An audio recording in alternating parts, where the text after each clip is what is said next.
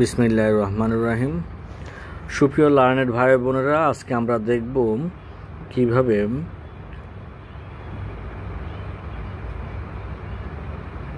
Share buying ডিক্লারেশনটা Bangladesh securities exchange বিশেষ করে ডিএসসি থেকে অনুমোদন নিতে হয়। সেখানে কী কী কাগজ লাগে আমরা জানি। বাই ডিক্লারেশনের জন্য কোম্পানি সেক্রেটারি কর্তৃক একটা কভার লেটার লিখতে হয়, তার সাথে অ্যাটাচ করতে হয় ডিক্লারেশন বাই দ্য স্পন্সর ও ডিরেক্টর, যেটা সিকিউরিটি এক্সচেঞ্জ কর্তৃক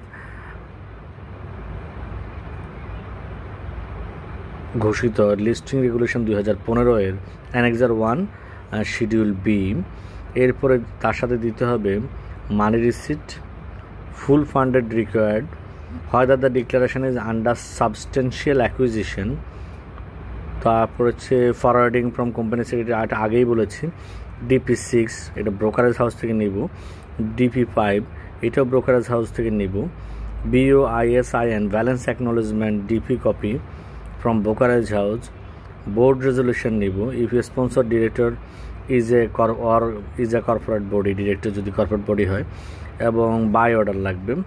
updated PD or particulars of directors, বিশেষ করে ফর্ম 12। মেমোরেন্ডাম অ্যাসোসিয়েশনের যে পেজটা স্পন্সরদের নাম রয়েছে সেই পেজটা।